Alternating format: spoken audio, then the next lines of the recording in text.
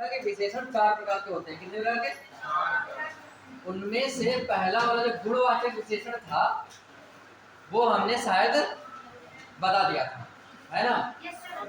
आज मैं आपको बताऊंगा संख्यावाचक विशेषण।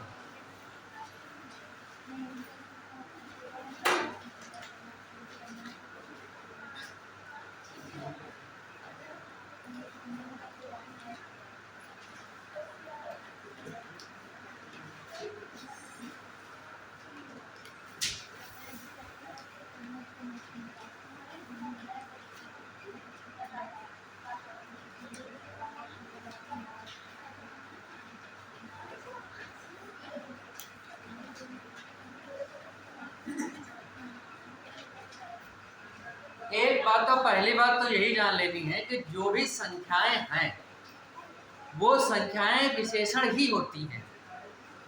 बस पहली बात तो यह है।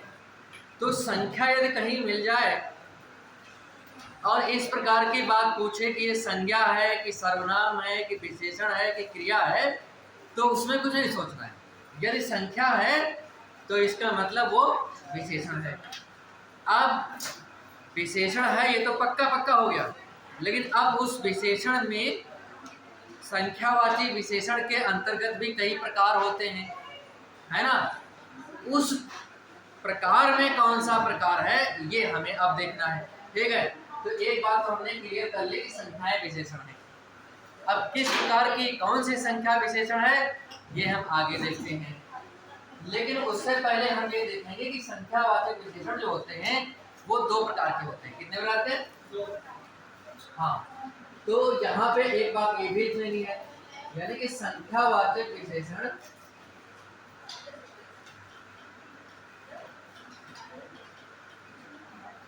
संख्यावाचक विशेषण 2 प्रकार के होते हैं।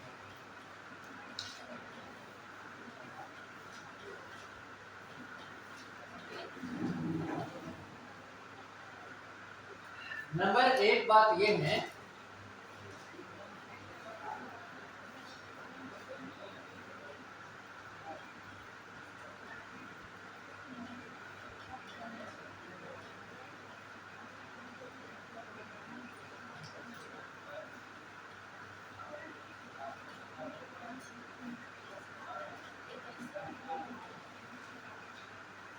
देखिए, अब ये कहोगे कि ये क्या है, ये तो हमने नहीं पढ़ा। ऐसा हो सकता है नहीं पढ़ा हो, लेकिन बहुत से लोग पढ़े भी होंगे। हमने जो बात लिखी है पूर्णांक और अपूर्णांक, उसमें भी, लेकिन आपने क्या पढ़ा होगा इसके पहले पढ़ा होगा आपने कि आपको ये लग रहा होगा कि यहाँ तो मैंने पढ़ा एक निश्चय संख्यावाची और दूसरा अनिश्चित संख्यावाची, अनिश्चय संख्यावाची। हमने पूर्णांक और पूर्णांक बताया। तो पहले हम ये बताते हैं, ये 2 प्रकार होते हैं। पहले पूर्णांक पूर्णांक में है, फिर उसके बाद निश्चित अनिश्चित में, ये दोनों, यानी कि ये 2 प्रकार में होते हैं। तो ये वाला प्रकार जो होता है वो बहुत सरल होता है, इसलिए मैंने पहले ये बताया। लेकिन ज्यादातर जो दूसरा प्रकार में बताऊंगा वो ज्यादातर किताबों में होता है और पढ़ा भी होता है, लेकिन मैंने परीक्षाओं में देखा ये भी पूछते हैं, और ये इतना सरल है कि मुझे बस बता देना है एक बार और आप समझ जाएंगे। अब पूछा गया है परीक्षा में, इसमें भी पूछा, इसमें शायद पता नहीं, इसमें शायद नहीं आया है, और विभिन्न प्रकार की जो परीक्षाएं हैं उसमें आया है, तो उसमें भी आ सकता है। क्यों? क्योंकि ये विशेषण वाला जो है ये पाठ्यक्रम में है।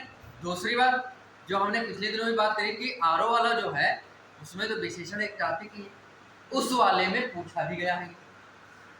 मतलब जो मुख्य परीक्षा, जो मुख्य पीसीएस है उसमें नहीं पूछा गया, सीसेट वाले में ये वाले से पूर्णांक बोधक और अपूर्णांक बोधक से प्रश्न नहीं पूछा गया है अभी तक। हाँ, लेकिन जो आरओ वाली परीक्षा है उसमें हिंदी में ये पूछा गया है, और दूसरी जो परीक्षा है उसमें तो पूछा ही गया, उसकी बात नहीं कर रहे हैं। ठीक है, तो इसलिए मुझे लगा कि केवल यहाँ पे बात हम सीसेट की नहीं कर रहे, आरओ की भी कर रहे हैं।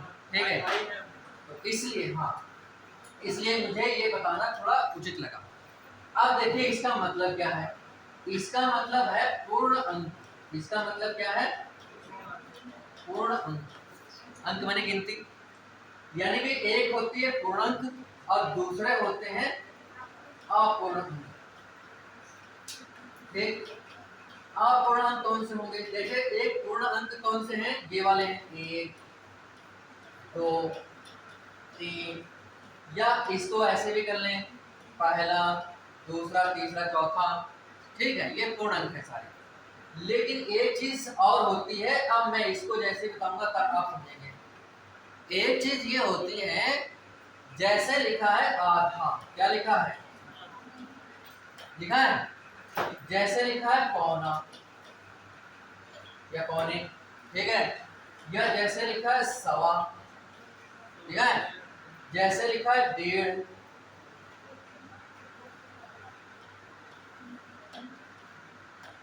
जय हाँ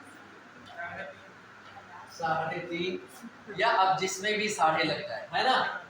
तो यहाँ पे आप जान ले रहे हो, ये आधा, पौना, सवा, 1.5, ढाई, इसी तरीके से ये भी क्या कहते हैं, इतने ये प्रायः शब्द हैं, एक बात पूछ सकते हैं और, ठीक है।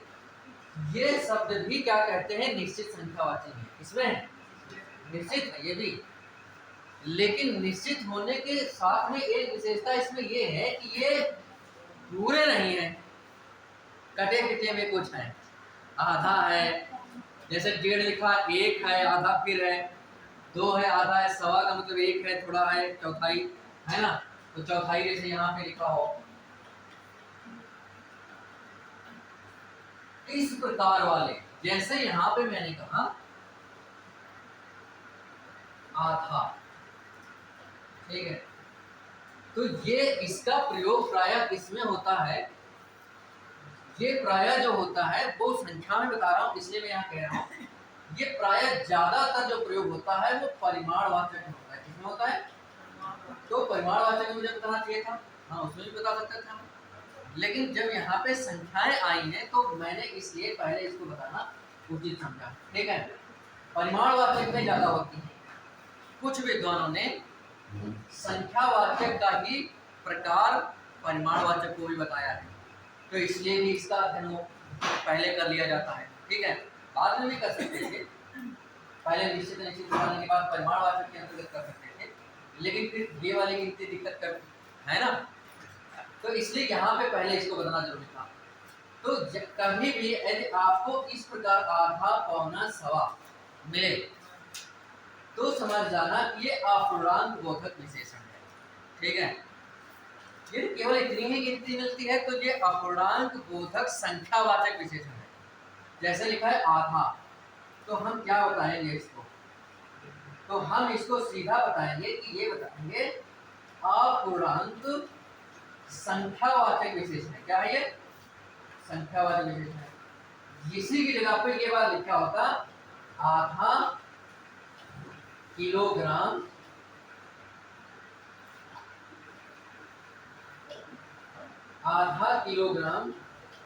चावल, क्या मैं लिखा?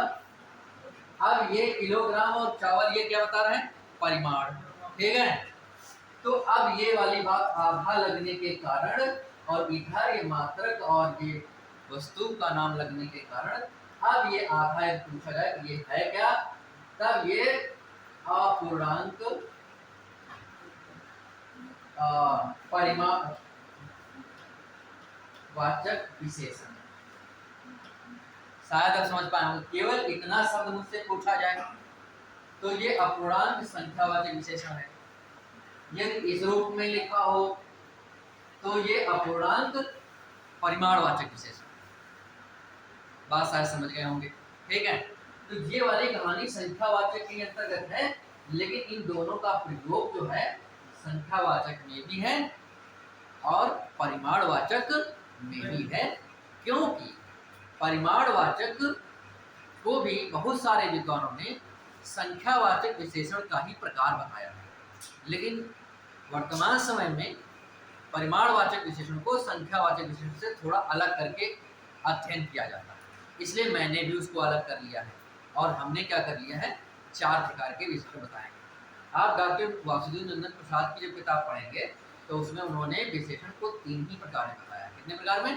3। और परिमाणवाचक विशेषण को संख्यावाचक विशेषण का ही प्रकार बताया है। लेकिन मैंने 4 क्यों कहा, जबकि किताब तो मैंने आपको ही बताई थी। डॉक्टर नगेंद्र ने, डॉक्टर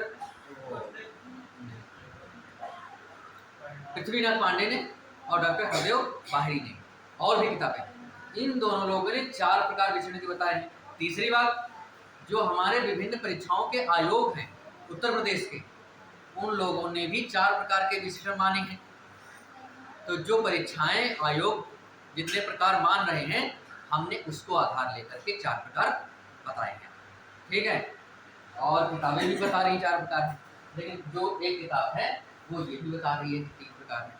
लेकिन आपको 3 नहीं बताना है, परिमाण को अलग करके बताना है। और लेकिन बस ये है कि परिमाण में बहुत सारी चीजें मिलती है, यहाँ समझ लेना है। इतनी बात लिखी है। ये पूछ रहे आधा बताओ क्या है, पौना क्या है, सवा क्या है, डेढ़ क्या है। तो अपूर्णांक संख्यावाचक विशेषण है ये पूर्ण गिनती नहीं है, अपूर्ण अंक है ये। और यदि इनके बाद में कुछ इस तरह से जोड़ देता है तो ये क्या हो जाएंगे, अपूर्णांक परिमाण। सार बात समझ गया, ठीक है। तो पूर्णांक और अपूर्णांक वाली कहानी समझ गए। पूर्णांक यानी कि 1 2 3 4 10,000 5,000 6,000 पूर्णांक हो गए। लेकिन कह दिया 1,500, तो 1.5 वाली बात हो गई, तो इसका मतलब ये अपूर्ण वाली है, ठीक है। तो अपूर्णांक, ठीक है। तो ऐसे वाली बात है। तो यहाँ पे पूर्णांक और अपूर्णांक समझ गए होंगे। अब हम बात करेंगे निश्चित और अनिश्चित, ठीक है। अब दूसरा प्रकार जो होगा वो कौन सा,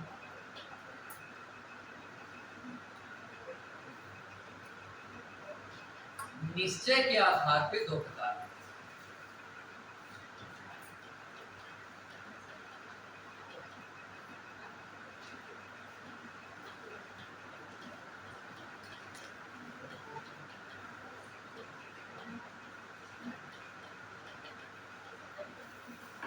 अब ये कौन सा है, एक है निश्चित संख्यावाची विशेषण,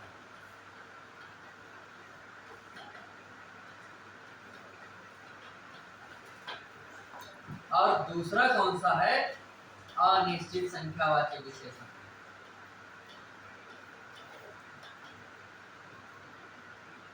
तो निश्चित संख्यावाची विशेषण जो है उसमें निश्चित संख्याएं होती हैं, उसमें निश्चित संख्या होगी। उदाहरण के रूप में बताता हूँ, फिर इसका विस्तार से बात होगी। जैसे मैं यहाँ पे कहूँ, जैसे लिखा है यहाँ पे 1 2 3 या 1000 10,000, ये निश्चित संख्या है ना। अनिश्चित में होता है जैसे इसमें ये शब्द होते हैं, जैसे लिखा है बहुत, अनेक, कई।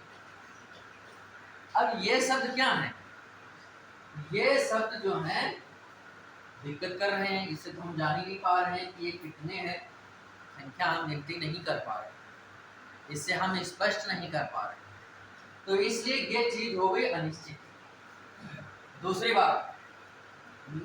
बात मैं आपसे पूछूं कि जैसे यहाँ पे लिखा है मैंने 4 लड़के, ठीक है। दूसरा मैंने लिखा 4 दर्जन केले, ठीक है। तीसरा मैंने लिखा 4 चावल। चौथा मैंने लिखा 4 किलोग्राम चावल। अब देखिए आपको क्या बताना है, ये मुझे बताइए कि कौन संख्यावाचक है कि परिमाणवाचक है, निश्चित है कि अनिश्चित है। तो निश्चित संख्यावाचक है। इतनी बात ठीक है। आप लिखिएगा मत, आप लिखना बंद कर दीजिए, आप सीधे दिमाग में लिखिए, है ना। जो हम बोल रहे हैं हम ट्रांसफर कर रहे हैं, तो अपनी मेमोरी में स्टोर करिए इसको, ठीक है। लिखने के लिए तो सारी किताबें, जैसे लिखा है निश्चित संख्यावाची है, क्या ये निश्चित संख्यावाची। यही बात मैंने यहाँ 4 देखो लिखा है, और ये यहाँ पे 4 दर्जन केले, ये क्या हो सकता है, ये भी निश्चित है, लेकिन कैसा वाला है ये निश्चित संख्यावाची नहीं है, ये निश्चित परिमाणवाचक है। क्यों है, क्योंकि इसमें मैंने शुरू में ही पिछले दिनों मैंने बताया था कि इसकी पहचान क्या होती है। गिनती तो होगी परिमाण में भाई, चार बातें मैंने बताई थी ना। एक बताया था गुणवाचक विशेषण, दूसरा बताया था मैंने संख्यावाचक विशेषण, तीसरा मैंने बताया था परिमाणवाचक, और चौथा बताया था मैंने सार्थक। यही चार बताए थे। इसमें मैंने कहा था इन दोनों में संख्याएं होंगी, इसमें भी संख्या होगी, कोई गिनती होगी। क्या होगी? कोई गिनती होगी। और इसमें भी गिनती होगी। क्या होगी? हाँ, संख्या या गिनती बात एक ही है ना। इसमें गिनती के साथ में कुछ होगा और वो होगा मात्रक या इकाई। मात्रक इकाई का मतलब किसी भी वस्तु को तौलने की, मापने की इकाई। इस पे बाद में भी बात करेंगे, लेकिन इतनी तो बात हमने पिछले दिन भी कर ली थी। ठीक है, तो यहाँ गिनती देखो लिखा है, लेकिन इसके बाद कोई मात्रक नहीं लिखा है। लिखा है? नहीं। मात्रक का मतलब मीटर, लीटर, किलोग्राम, इस तरह से दर्जन, गज, इस तरह से बहुत सारे होते हैं। इसमें क्या है? 4 दर्जन लिखा है। तो दर्जन ही क्या है? मात्रक ही तो है। तो फिर इसका मतलब है कि ये परिमाण को बता रहा है। ठीक, अब देखो यहाँ पे लिखा 4 चावल, ये कहानी हमको समझ नहीं पा रहा। यहाँ पे लिखा 4 किलोग्राम चावल, इसका मतलब किलोग्राम जुड़ गया, तो ये वाला हो गया। अब 4 लिखा है तो 4 तो गिनती निश्चित है ना, तो ये निश्चित परिमाणवाचक हो गया। ये निश्चित और परिमाणवाचक हो गया, यही तो बात है। अब दूसरा देखो, ये क्या हुआ? ये निश्चित है 4 और चावल, तो ये क्या होना चाहिए? निश्चित संख्यावाचक। परंतु अब ये सैद्धांतिक बात थी। गिनती हो संख्यावाचक, गिनती के साथ में मात्रक हो परिमाणवाचक।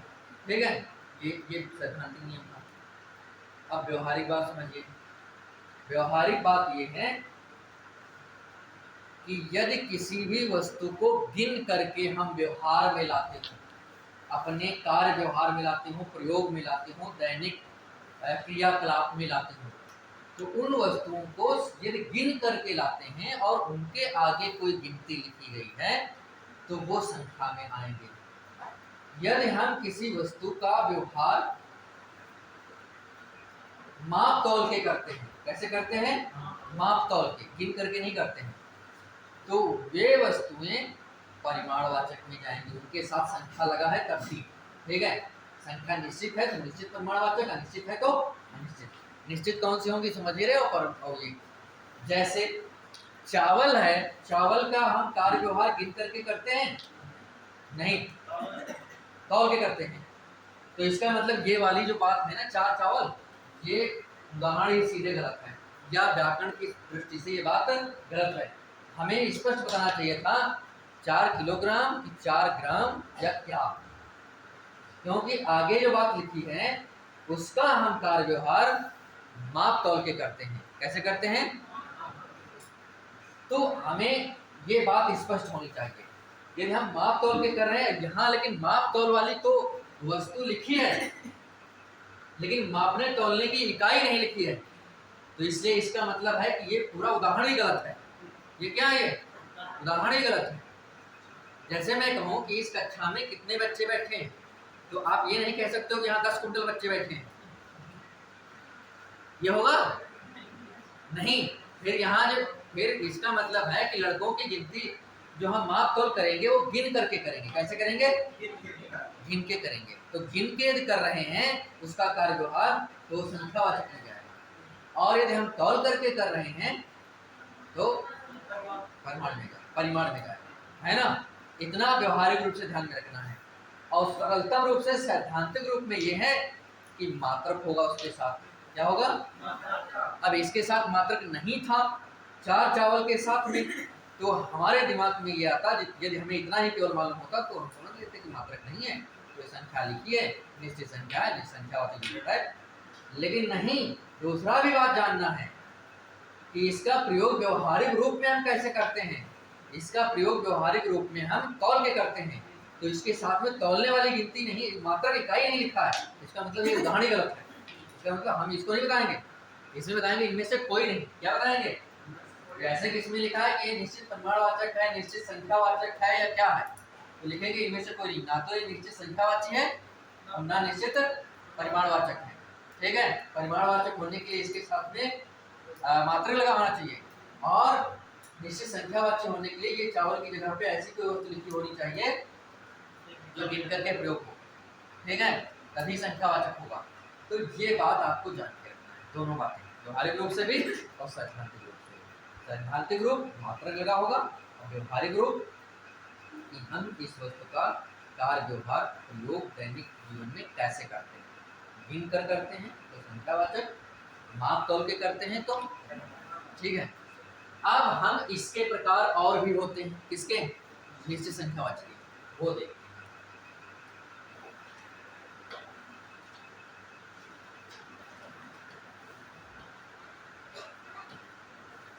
निश्चित संख्यावाची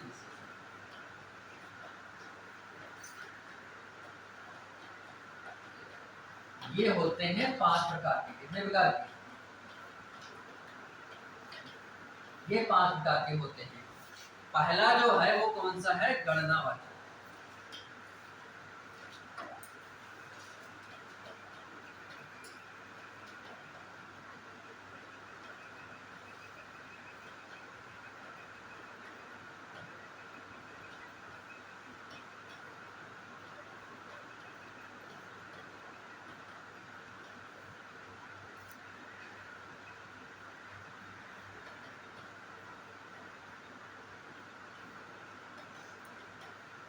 समूह या समुदाय।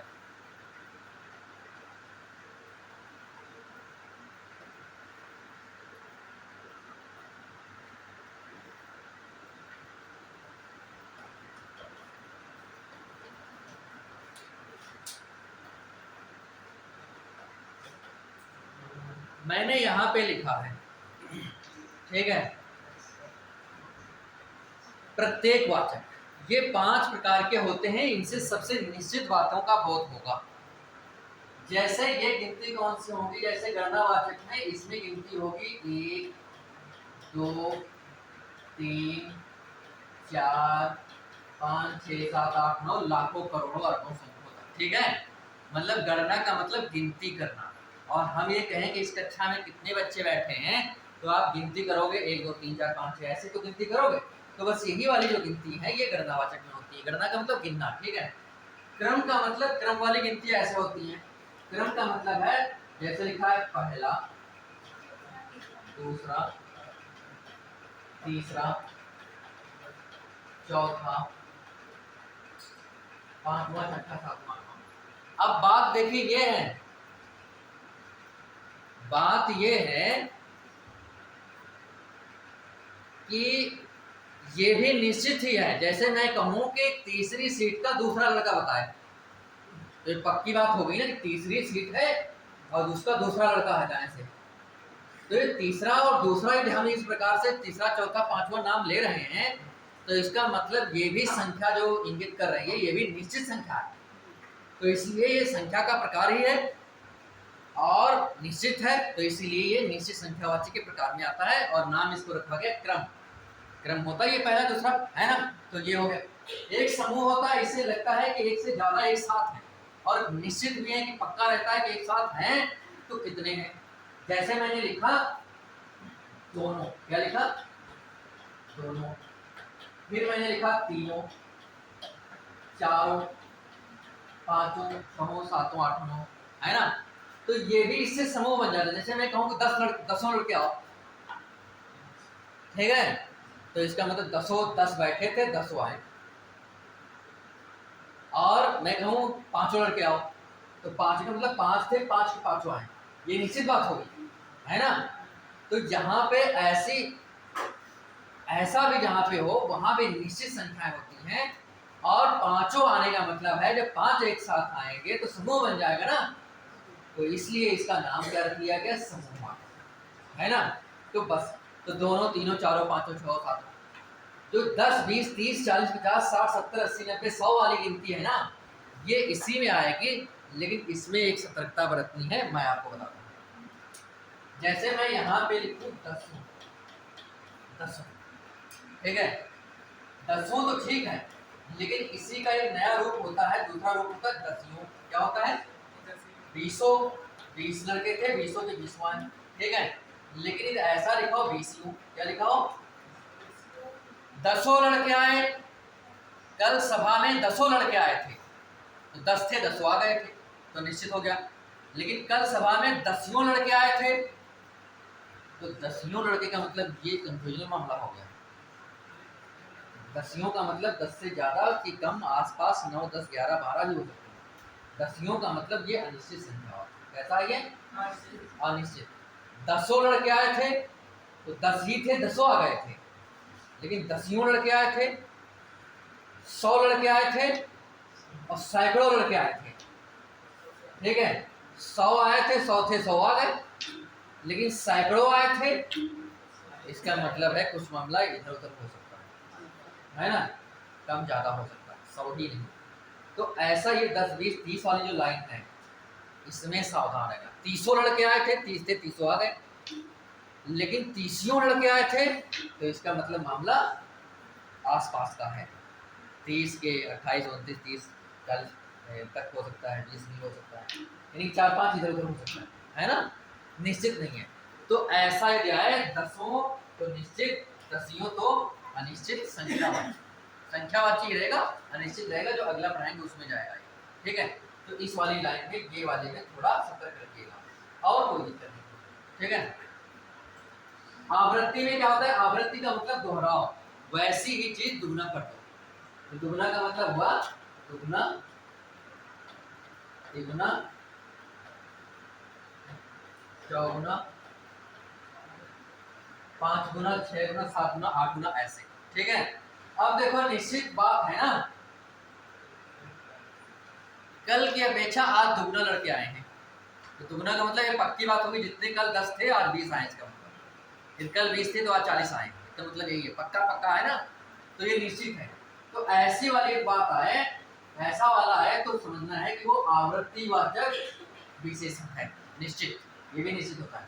प्रत्येक का मतलब फिर एक एक वाली बात होती है, जैसे लिखा है एक एक।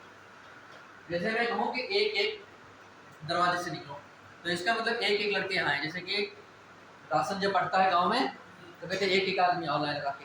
ठीक है, तो एक एक आदमी आने का मतलब पक्का निश्चित है कि एक ही एक लोग आएंगे, है ना। तो ये जैसे मैं कहूँ कि 2-2 लोग आओ, है ना, तो भी बात पक्की है कि 2 एक साथ ही आएंगे, ये निश्चित में है।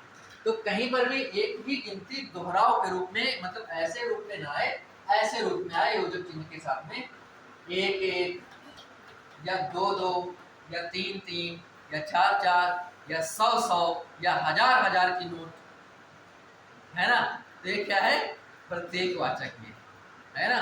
एक ही गिनती जब 2 बार रिपीटेशन में हो इस तरह से, तो वो वाला जो होता है वो होता है प्रत्येक वाचक विशेषण। ठीक बात है, इतनी बात है। मैं आपको बताता हूँ, ये चीज जो मैंने लिखा है बोर्ड पे, आप आरओ में देखिएगा जा करके, ये एक बार नहीं, अभी तक कोई ऐसी परीक्षा नहीं हुई है उत्तर प्रदेश में जिस बार में इसमें से प्रश्न ना आया, वो चाहे जैसे आया हो या एक प्रश्न। जैसे मैंने कहा था 6 टॉपिक हैं हिंदी के, 6 टॉपिक के 60 प्रश्न आने हैं, प्रत्येक टॉपिक से 10-10 क्वेश्चन आते हैं। तो विशेषण भी उसमें टॉपिक है, विशेषण के 10 प्रश्न आएंगे, 10 में से एक प्रश्न इसी में का होगा, यही लिखा होगा जैसे उसमें लिखा उसने। मैं यहाँ पे लिख के बताता हूँ, तो कमड़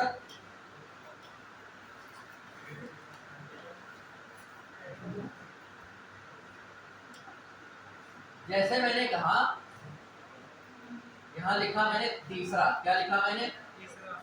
तीसरा। अब उसने कहा कि ये तीसरा जो शब्द है ये किस प्रकार का विशेषण है।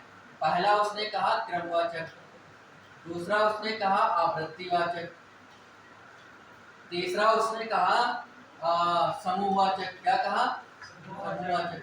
चौथा उसने मान लिया कह दिया गणनावाचक या कुछ भी कह दिया। ठीक है, अब मुझे बताओ ये तीसरा जो शब्द है ये कौन सा है? क्रमवाचक। ठीक है, उल्टा कर दे। ठीक है, उल्टा करने का मतलब पूछे कि मुझे बताओ कौन सा समूहवाचक है, कौन सा समूहवाचक विशेषण है। तो उसने लिखा पहला विकल्प दिया पहला, ठीक है, उसने दिया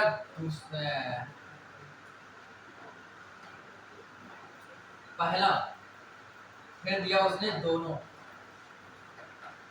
फिर दिया उसने मान लिया दुगना, मतलब एक उदाहरण मैं दे रहा हूँ, कोई भी दे सकता है। अब फिर उसने मान लिया दिया 15। इसमें बताओ समूहवाचक कौन है? 4 विकल्प दिए हैं, मैंने तो ऐसे कामा लगा के लिखे हैं, उसमें 1 2 3 करके लिखेगा, ठीक है? कौन है इसमें से? तो ये वाला समूहवाचक है, तो ये बी वाला दूसरा उत्तर होना चाहिए। तो क्या ऐसे प्रश्न का उत्तर आप नहीं दे पाएंगे? याद होना चाहिए लेकिन ये वाली बात, ये तो क्रम वाला तो याद ही है, पहला दूसरा गणना में 1 2 3 याद ही हो गया आपको। रही बात समूह में, तो समूह में याद हो गया ये दोनों तीनों चारों पांचों लोग आओ, तो 5 लोग तीनों लोग एक साथ आओगे तो समूह नहीं बन जाएगा, तो समूह हो गया। और प्रत्येक में तो जान ही रहे गिनती 2 बार है, इस तरह से कुछ 1 1 2 2 4 4 5 5 10 10 है ना, 10 10 क्वेश्चन रोज याद करो, ऐसा प्रत्येक वाचक है ना। तो ये हो गया। अब शेष बचा आवृत्ति, तो आवृत्ति वही दुगना चौगुना चौगुना वाला आवृत्ति, तो मेरे ख्याल से ये याद होना चाहिए। और ये लिखा होगा आपकी किताब में भी, ठीक है? नहीं लिखा होगा तो लिखना चाहे लिख भी सकते हैं, नहीं तो कोई बात नहीं है, इस पे भी आप बाद में देख सकते हैं, ठीक है? और दूसरी बात ये है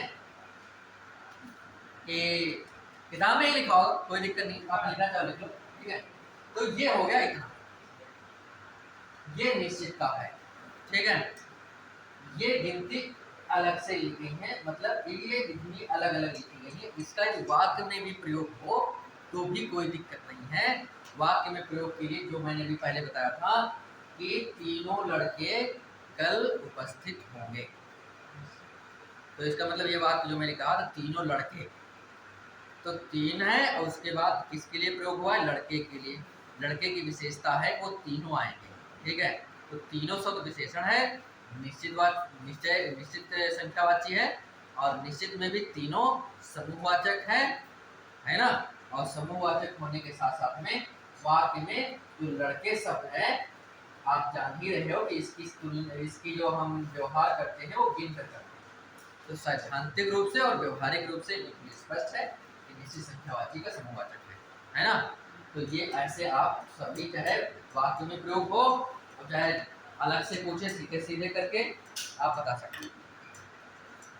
और कोई भी ऐसी परीक्षा नहीं है जिसमें इस प्रकार के विशेषण से प्रश्न आने की संभावना हो। और जो मैंने आर वाली बताई तो उसमें तो आना ही आना है, आना ही कि आए ही हैं। मैंने भाई जितने प्रीवियस ईयर के पेपर देखे हैं यूट्यूब पर, ठीक है, उसमें सब में इस वाले से जरूर प्रश्न एक पूछा, 10 में से 1, ठीक है? तो ये जरूर याद कर लीजिए। अब हम बताते हैं आपको अनिश्चित, क्या बता रहे हैं? अनिश्चित संख्या।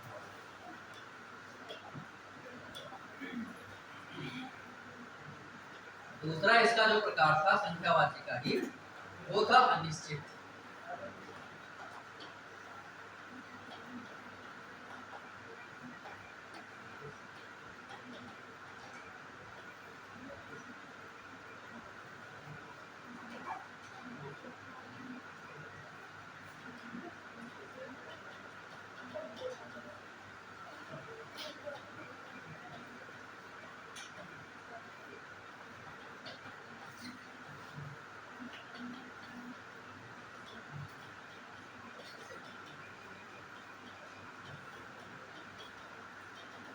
देखो इससे अनिश्चित संख्याओं का बोझ होता है। अब बात यह है कि उसका नाम ही इसीलिए ऐसा रखा गया है। अनिश्चित होने का मतलब है कि जिससे कोई निश्चित बात न हो पाया कि कितना है। कुछ शब्द मैंने लिखे थे अभी, जैसे कि ये शब्द का प्रयोग हुआ, जैसे लिखा है कई, यहाँ ऐसे लिखा है,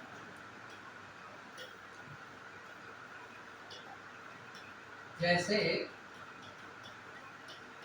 कई, अनेक, बहुत,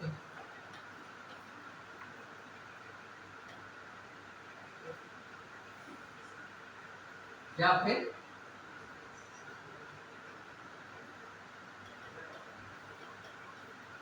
अलग अलग गिनती।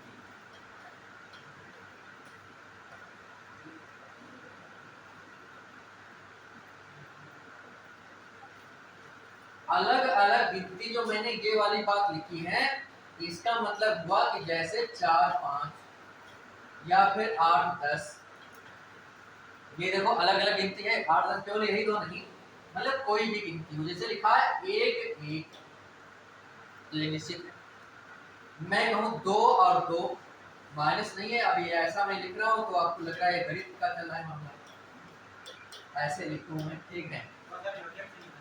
हाँ, जैसे एक नहीं, जब वो गिनती लिखेंगे तो माइनस मान दिया जाएगा, ठीक है। जैसे मैं लिखूँ 1 1, ठीक है, फिर लिखूँ मैं 2 2, फिर लिखूँ मैं 3 3। अब बात ये, ऐसी गिनती में लिख रहा हूँ इस तरह से, तो ये है निश्चित, ये क्या है, निश्चित संख्यावाची है। अब उस निश्चित संख्यावाची में प्रत्येक वाचक है, कैसा है, प्रत्येक वाचक। मैं ये ना लिखूं ऐसे, मैं लिखूं 1 2, या मैं लिखूं 2 3। तुमने कहा कितना वो क्या कहते हैं कि लड़के आए थे, तुमने कहा लड़के क्या आए थे, 2 3 लड़के आए थे, क्या कहा आपने, 2 3, इतना ही तो कहा। तो 2 3 लड़के आने का मतलब है कि ये बात पक्की स्पष्ट नहीं हो पाई कि 2 आए थे कि 3 आए थे, हो सकता है 4 भी, है ना। तो यदि एक ही संख्या 2 बार रिपीट होती है तो वो निश्चित वाचक में है, जो हमने अभी प्रत्येक वाचक बताया था। जैसे 3 3 लिखा हो, 3 3 लड़के, या 4 4 या 5 5 10 10, तो निश्चित का मामला है। लेकिन संख्या बदल रही है, रिपीटेशन में हो रहा है, रिपीटेशन में नहीं हो रहा है, बदल रही है। और बदलने का मतलब ये नहीं है कि बिल्कुल 2 है तो 3 ही बदल, ऐसा भी हो सकता है। जैसे मैं लिखूं 3 5, है ना, ये तो वैसा उदाहरण मुहावरा भी है ना, जैसे कहा था 3 5 छोड़ो, ये देखो जैसे लिखा है 10 15, क्या लिखा है 10 15। मैंने पूछा कितने लड़के आए थे, तो आपने बताया वही आए होंगे 10 15 लड़के, आए होंगे। तो इसका मतलब ये निश्चित बात है, ये कोई जरूरी नहीं कि 10 11 लड़के आए थे, बिल्कुल क्रम में ही गिनती हो, ये जरूरी नहीं है कि एक के बाद 10 के बाद 11 ही आए, कोई जरूरी नहीं है। 10 15 आए थे, 10 12 आए थे, 15 20 आए थे, 17 18 आए थे, कुछ भी, मतलब गिनती अलग अलग हो, क्या हो, मेन बात ये है कि अलग अलग गिनती हो, दो चाहे जितना अंतर हो उनके बीच में कोई मतलब नहीं है, बिल्कुल सेम ना हो, 3 3 4 4 15 15, ऐसा नहीं है ना, नहीं तो प्रत्येक वाचक में हो जाएगा निश्चित। यदि गिनती अलग अलग है तो वो क्या होगा, अनिश्चय वाचक होगा, अनिश्चय संख्यावाचक होगा। अब जैसे, अब वही बात है, इसमें भी ये इस बात को जानना है, जैसे मैंने कहा कि कितने लड़के आए थे, तो तुमने कहा 10 15 लड़के आए थे, तो लड़के जो बाद में है, व्यवहारिक दोनों बातें समझनी है, उस लड़के की जो गणना होगी वो गिन करके होगी, कैसे होगी, और जब गिन करके होगी तो संख्यावाचक होगा। लेकिन यही बात नहीं कहा जाए घर में कि आलू लेते आना, तो मैंने पूछा कितने किलो, तो लेते आना 10 15 किलो, क्या कहा 10 15 किलो लेते आना, ठीक है, भले ही 4 या 5 किलो लाना हो, लेकिन मान लिया मंडी जा रहे हैं, कहाँ जा रहे हो, तो मंडी जा रहे हैं, तो कहा 10 15 किलो लेते आना। तो इसका मतलब है कि ये, हाँ गिनती तो वही है 10 15, लेकिन उसके आगे वाली चीजें जो बदल गई है ना, किलोग्राम एक लग गया और एक आलू लग गया। तो आलू का माप तोल कैसे करते हैं, व्यवहार में कैसे लाते हैं, माप तोल के, गिन के हम नहीं लाते, माप तोल के लाते हैं, और उसके आगे लग गया किलोग्राम, तो मामला ये क्या हो गया, अनिश्चित ही रहेगा, लेकिन परिमाणवाचक में चला जाएगा, इसमें चला जाएगा, तो हम अभी पढ़ेंगे आगे। और लेकिन यदि ये लिखा है कि 10 15 लड़के, तो लड़कों की हम जब व्यवहार करते हैं तो गिनकर करते हैं, तो वो 10 15 क्या होगा, अनिश्चित संख्यावाची। तो गिनती के साथ में ये भी समझना है कि बाद वाला क्या लिखा है, उसको हम कार्य व्यवहार में कैसे लाते हैं, गिन करके लाते हैं, माप तौर के लाते हैं। गिन करके लाते हैं तो ये संख्यावाची में रहेगा, निश्चित है तो निश्चित, अनिश्चित है तो अनिश्चित, और माप तौर के लाते हैं तो परिमाणवाचक में रहेगा। मेरी बात समझ पा रहे हैं। तो कहने का मतलब ये है कि यहाँ पे 10 15 वाली बात है, जैसे यहाँ पे लिखा है एक सब छूट गया, इसमें कुछ क्या छूट गया, कुछ भी तो होता है। तो यहाँ पे जैसे लिखा मैंने कि कल कुछ लड़के आए थे, कल कुछ लड़के आए थे, तो यहाँ पे लड़के क्या है, इसका कार्य व्यवहार करते क्या है, तो कार्य व्यवहार इसका क्या है, गिन करके, तो कुछ को क्या मानेंगे, यहाँ संख्यावाची मानेंगे, अनिश्चित संख्यावाची क्या मानेंगे, यही है, लड़के की जगह पे लिखा होता कुछ और, मतलब कुछ सोया लेते आना, ठीक है। तो सोया लेने आने का मतलब है कि तौल ओल के लाएंगे ना, उसका कार्य व्यवहार हम कैसे करते हैं, गिन के तो करते नहीं है, तौल के करते हैं। तो इसका मतलब है कि ये सोया जो बता रहा है ये इससे दिक्कत हो रही है। दिक्कत क्या है, इसमें संख्या में नहीं आएगा, फिर क्या आएगा, अनिश्चित परिमाण में, क्योंकि कुछ जो है अनिश्चित है और उसके बाद वाला जो बता रहा है वो गिन के नहीं हो रहा है। जब गिन के हो रहा है तो ये क्या हो गया, अनिश्चित संख्यावाची, और गिन के नहीं हो रहा है, तौल के हो रहा है, माप के हो रहा है, तो अनिश्चित परिमाण। बात समझ रहे हैं, दोनों एक साथ पढ़ा रहे हैं, लेकिन दोनों में एक बातें आती हैं एक साथ में, तो इसलिए एक साथ समझना चाहिए, ठीक है। तो यहाँ पे जैसे मैंने लिखा, कभी कभी ऐसा भी होता है, जैसे मैंने लिखा कि 4 साड़ी, ठीक है, और दूसरा बात ये है 4 मीटर साड़ी, तो 4 मीटर होती नहीं है, ज्यादा होती है, ठीक है, 4 मीटर साड़ी, ये दोनों सही हैं। क्यों, क्योंकि दोनों का कार्य व्यवहार ऐसा हो सकता है, 4 साड़ियां भी लाई जा सकती हैं और 4 मीटर भी हो सकता है। 4 मीटर का मतलब वो तो पहले से उसमें था, ठीक है। तो कहने का मतलब ये है कि वो तो पहले से निश्चित रहता है, ठीक है। तो बात ये है कि कार्य व्यवहार कैसा होता है, कार्य व्यवहार मूल है। यदि ऐसा कार्य व्यवहार हो रहा है तो ये सही है, वाक्य ये उदाहरण सही है। और फिर हम देखेंगे इस साड़ी को हम गिन करके ला सकते हैं, और गिन करके लाएंगे तो ये 4 है निश्चित गिना जाएगा, और फिर ये निश्चित संख्यावाची होगा। मीटर लगा है तो मतलब माप तौल की गिनती है, सीधा बात ये परिमाण में जाएगा, ठीक है। तो ये हो गया। तो अनिश्चित संख्यावाची विशेषण और निश्चित संख्यावाची विशेषण मैंने दोनों बताया सीधे, ठीक है। मैं इसको मैंने कहा था कि मैं इसको आराम से बताऊंगा, सभी बातें बताऊंगा इसमें देखो, वो इसलिए क्योंकि ये थोड़ा विस्तार में और भी परीक्षा पूछ रहा है, इसलिए अब मैं बात कर रहा हूँ परिमाण की। तो परिमाण में ज्यादा बता ही चुके हैं, और उसको जल्दी बता रहे हैं, उसमें ज्यादा नहीं। तीसरा जो प्रकार इसका है वो है परिमाणवाचक, परिमाणवाचक विशेषण। देखिए परिमाणवाचक विशेषण में क्या होता है, पहली बात तो ये समझना है कि 2 शब्द हैं, ये शुद्ध शब्द भिन्नार्थक में भी कभी कभी आते हैं। एक है लिखा परिमाण और दूसरा लिखा है परिणाम। क्या लिखा है, मेरी बात समझ पा रहे हो क्या, इन दोनों में अंतर क्या है। परिमाण का मतलब होता है मात्रा, क्या होता है, मात्रा। परिणाम का मतलब होता है जैसे किसी का प्रतिफल, क्या होता है, अंग्रेजी में इसको कहते हैं ऐसे तो कुछ रिजल्ट, है ना। तो जो किसी का मतलब परिमाण हो, प्रतिफल हो, वो चीज होती है परिणाम, ठीक है, नतीजा अरबी में कहते हैं, ठीक है, अंग्रेजी में रिजल्ट, हिंदी में प्रतिफल इत्यादि शब्दों का प्रयोग करते हैं, ठीक है। लेकिन परिमाण का मतलब होता है मात्रा, इसका मतलब क्या होता है, मात्रा। तो इस वाले की बात होती है, इस वाले की बात होती है, ऐसे ही तो है, इसकी बात यहाँ पे, तो ये बात जाता है। तो मात्रा में क्या होता है कि कोई भी मात्रा होगी तो उसको हम क्या करते हैं, किसी माप तौल की चीज जब होगी तो उसको या तो मापेंगे या तो तौलेंगे, ये तो होगी मात्रा को। मापने तौलने के लिए क्या होती हैं, कुछ इकाइयां होती हैं, इकाइयां वही वाली जो विज्ञान में है, कहाँ पे है, विज्ञान के द्वारा। विज्ञान के द्वारा कौन सी इकाइयां हैं, जैसे लिखा है मीटर, ग्राम, ग्राम का मतलब ग्राम, ग्राम का मतलब जैसे किलोग्राम, डेकाग्राम, सेंटीग्राम, मिलीग्राम, ऐसे कुछ होते हैं। तो ये मीटर, ग्राम और लीटर, और अभी क्या लिखा था, दर्जन, ठीक है।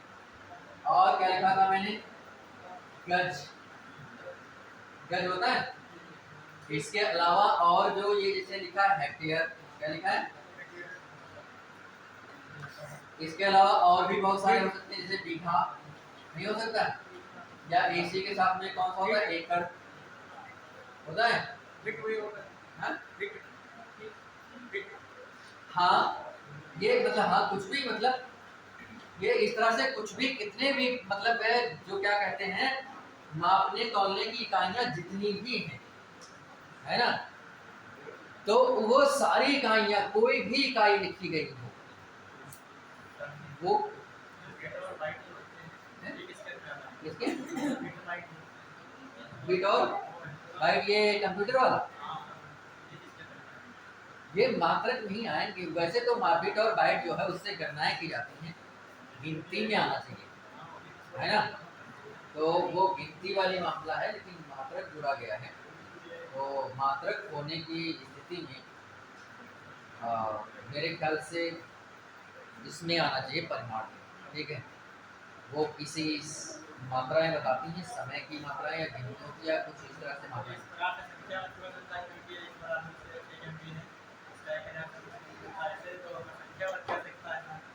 वैसे असलियत मैं बताऊं कि जो आपने बाइट वाली बात करी है, बिट और बाइट जो कंप्यूटर में होता है, ठीक है, तो उस कंप्यूटर के बारे में मुझे ज़्यादा जानकारी है भी नहीं, लेकिन जितनी जानकारी है उसके अनुसार गणना यदि गिनती के बारे में की जा रही है तो वो संख्यावाची होगा, ठीक है। यदि कोई समय या किसी अन्य चीज की गणना की जा रही है, प्रकाश की गणना की जा रही, ध्वनि की गणना की जा रही, समय की गणना, यदि कोई ऐसा मात्रक है तो नहीं, तो परिमाण में। और किसी गिनती की मात्रा, गिनती को गणना कर गिनती करने के लिए हो रहा है तो वो किसमें होगा, संख्यावाची बात, ठीक है। तो कहने का मतलब इसी तरीके से जितने भी आपके सामने लिखे मिल जाएं वो सभी क्या होंगे, परिमाण में होंगे, ठीक है। अब ये परिमाण भी दो प्रकार के होते हैं, तो हम इसके आगे ये तो लिखा रहेगा, इसको लिखना है, इसके आगे हम इसकी परिभाषा लिख देते हैं।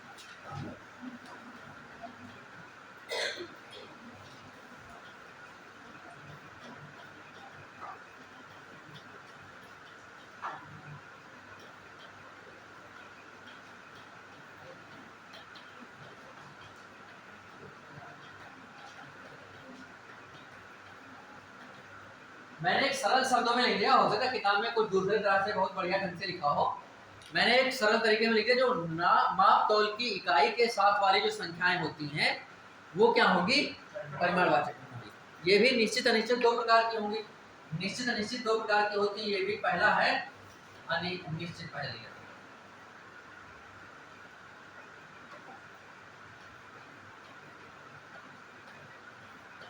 निश्चित परिमाण वाचक विशेष, और दूसरा जो है वो है अनिश्चित परिमाणवाचक विशेष।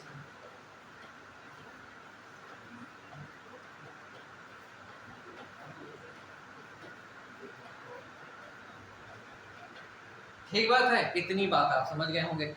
निश्चित में क्या है कि गिनती वही चाहे पूर्णांक वाली हो चाहे अपूर्णांक है, क्योंकि पूर्णांक और अपूर्णांक दोनों गिनतियां निश्चित होती हैं।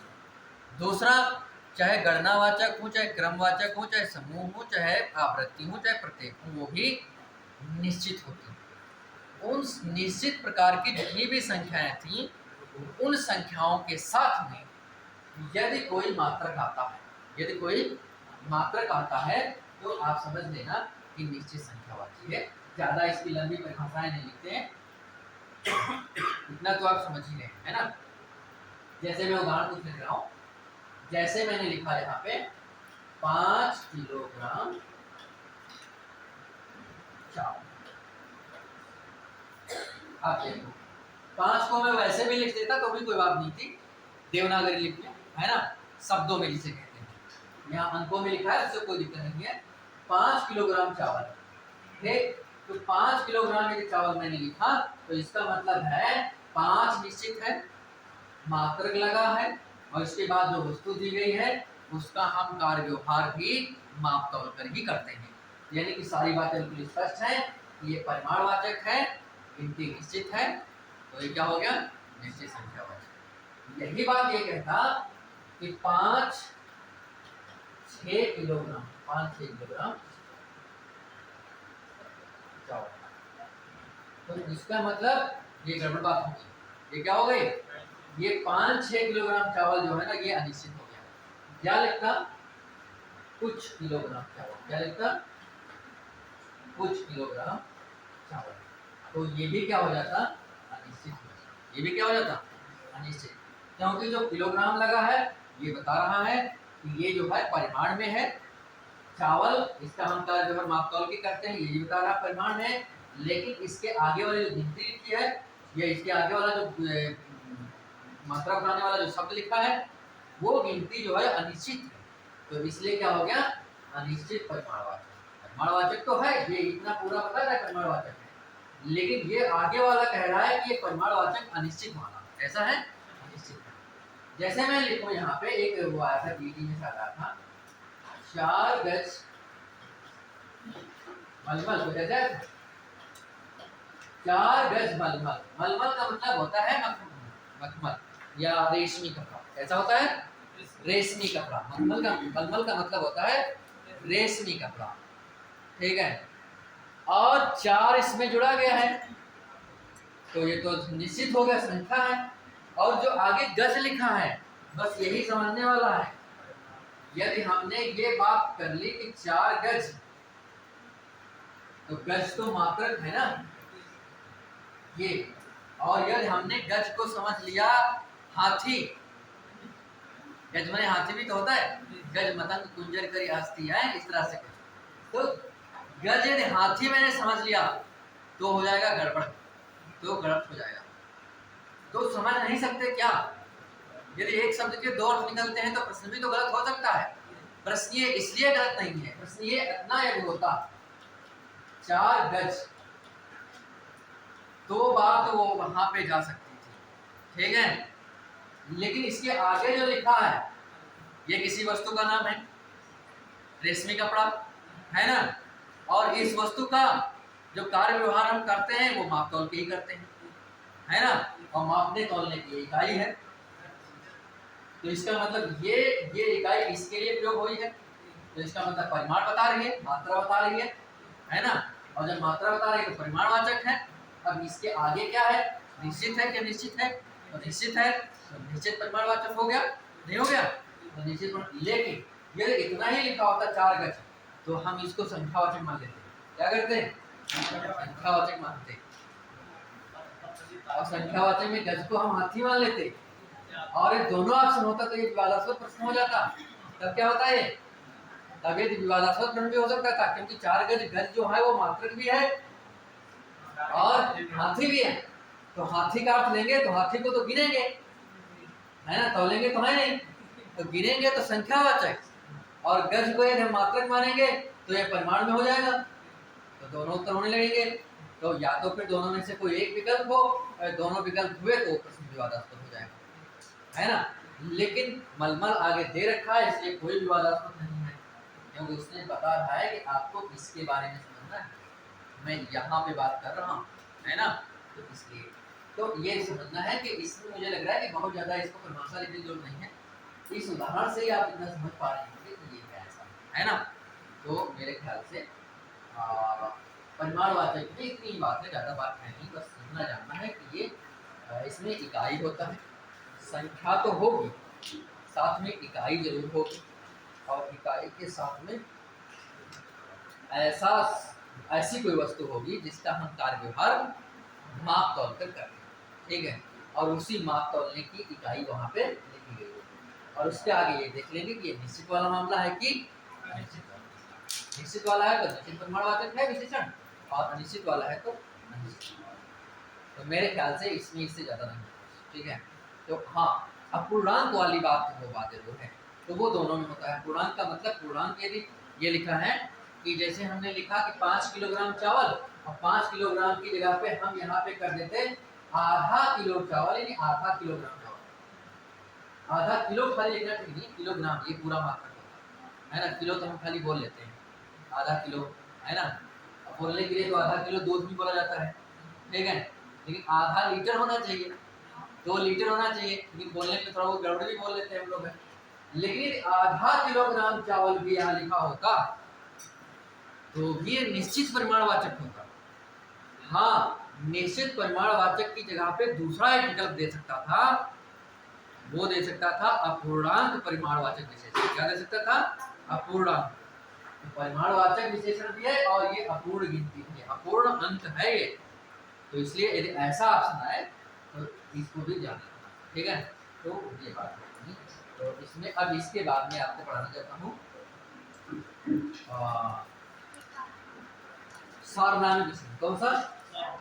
सार्वनामिक विशेषण के बाद फिर विशेषण की 3 अवस्थाएं होती हैं, उसको भी पढ़ाना है, ठीक है। उसको भी जानना है, वो भी जरूरी होता है। अवस्था का मतलब होता है, जैसे आपने सुना होगा प्रथमावस्था, उत्तरावस्था और सर्वोच्च अवस्था या उत्तम अवस्था, ठीक है। तो वो चीज भी पढ़ाएंगे, वो सरल है, उसको जल्दी से पढ़ा देंगे, उसमें ज्यादा कुछ नहीं होगा। हाँ, चौथा में पढ़ा रहा हूँ। चौथा है सार्वनामिक विशेषण।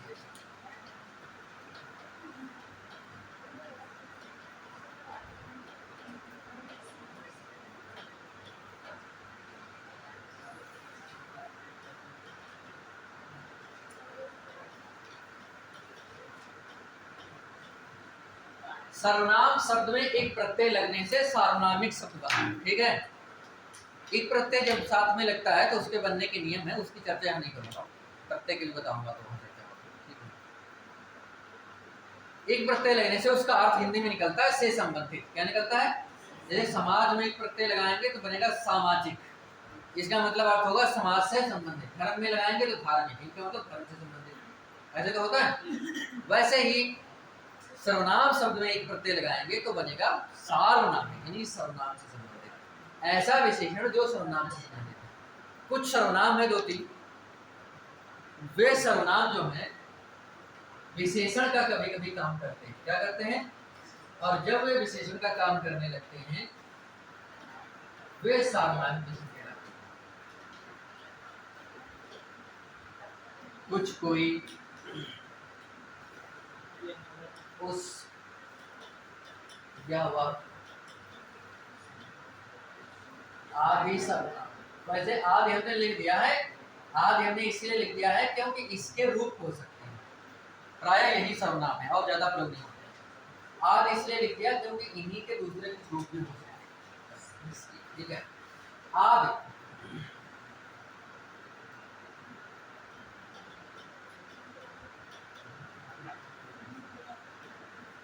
सर्वनाम के बाद, आदि सर्वनाम के तुरंत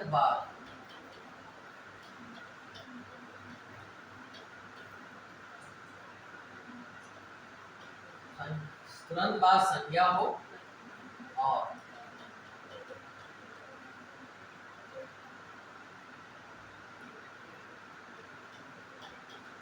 और दोनों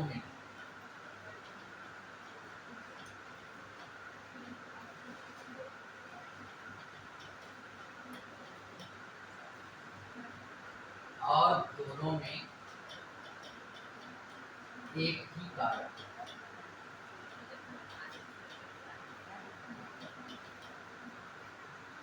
तो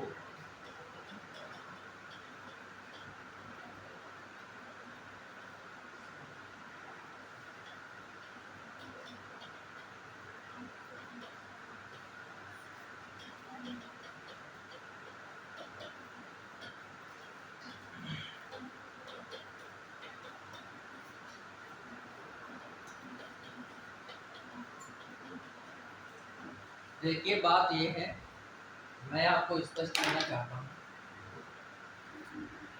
किताब हमने कुछ और लिखा है, किताब में कुछ और लिखा है। किताब में कितनी बात लिखी है, चाहे जो किताब खोल के देख लीजिए, उसमें एक बात लिखी है सीधी सी कि सर्वनाम के संज्ञा के साथ सर्वनाम आने पर या सर्वनाम के साथ संज्ञा आने पर सर्वनाम सार्वनामिक विशेषण होगा जब हो जाए। इतनी बात लिखी है। ये बंद करो, ये बंद करो। हाँ, बहुत समय भी आ रहे हो।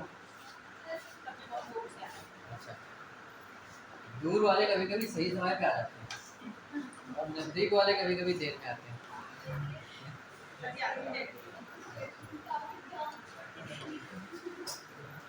देखो किताब में तो आपके इतनी लिखा है कि सर्वनाम के साथ संज्ञा आने पर सर्वनाम सार्वनामिक विशेषण होता है। ये बात बिल्कुल गलत है, बिल्कुल गलत। हम इसलिए कह रहे हैं कि बात तो एक दृष्टि से ठीक है, लेकिन ऐसा बिल्कुल होता नहीं है। उसमें एक शर्त है और वो शर्त किसी किताब में नहीं लिखी गई है। वो शर्त ये है कि तुरंत सर्वनाम के तुरंत बाद संज्ञा तो हो, लेकिन साथ में और क्या बात हो, और बात यह है कि सर्वनाम और संज्ञा दोनों में एक ही कारक हो, एक ही लिंग हो, एक ही वचन हो। लेकिन हमने कारक लिख दिया है तो एक साथ समझ गया। क्यों? क्योंकि जब एक ही कारक होगा तो प्रायः दोनों में एक ही चीज लगी होगी, ऐसा होता है। एक नियम भी है व्याकरण का, ये दो शब्दों में एक ही कारक है एक साथ में, ठीक है। और विशेषण है, अभी विशेषण की एक और बात बताएं, ठीक है। तो आप समझ लीजिए कि दोनों में लिंग और वचन सब कुछ एक ही समान है, क्योंकि जो विशेषण की विशेषता होती है कि उसके विशेष में जो लिंग और वचन होता है, जो कारक होता है, ये तीनों चीजें वही उसके विशेषण में होता है। जैसे यहाँ पे लिखा है अच्छा लड़का, ठीक। यहाँ पे लिखा है गलत, ठीक है। यहाँ पे लिखा है अच्छी लड़की, क्या लिखा है? एक और शब्द लेते हैं। यहाँ पे लिखा है अच्छी लड़की, क्या लिखा है? देखो ये पुल्लिंग है, ये विशेष है, इसी की तो विशेषता बताई जा रही है, और ये है विशेषण। कहा यह गया है कि जो विशेष में लिंग, वचन और कारक, ये तीन चीजें, जो विशेष में लिंग, वचन, कारक होगा वही लिंग, वचन, कारक विशेषण में भी होता है, चाहे जो जितने पटा लें सब में। पीछे मेरी बात पे ध्यान दीजिए, हैं? क्या कर रहे हैं?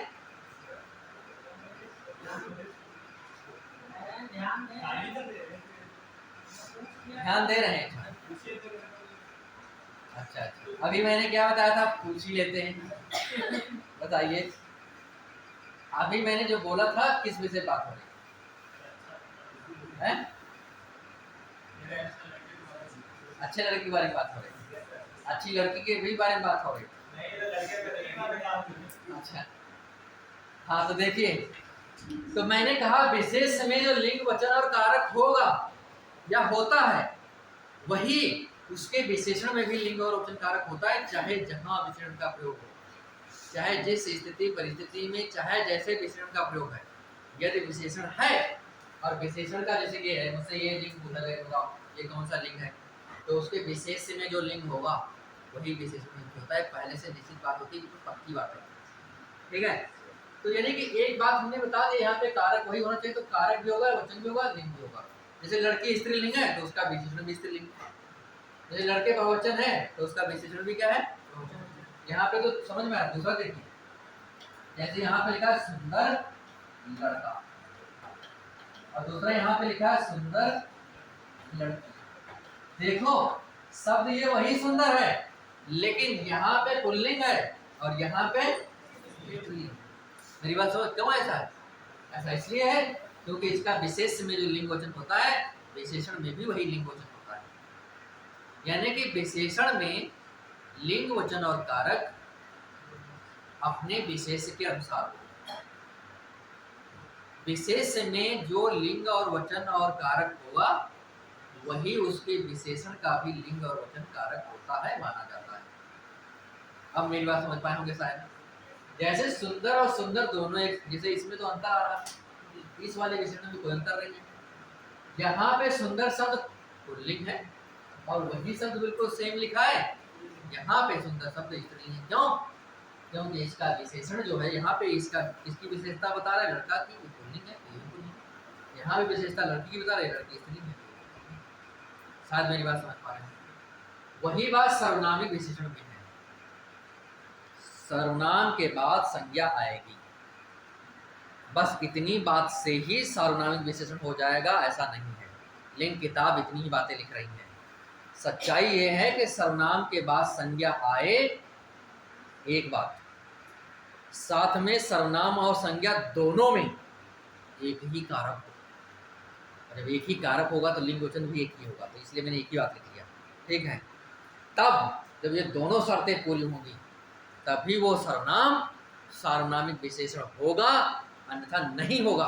अन्यथा वो सर्वनाम था और सर्वनाम ही रहेगा, विशेषण नहीं बनेगा। बात समझ रहे हैं?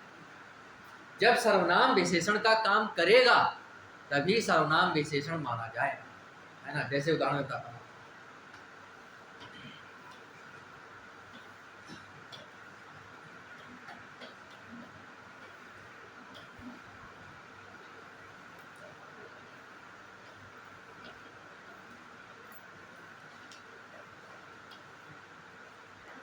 देखिए जैसे मैंने लिखा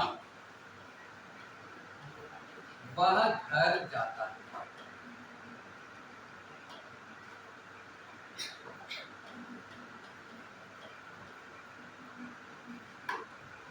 वह लड़का,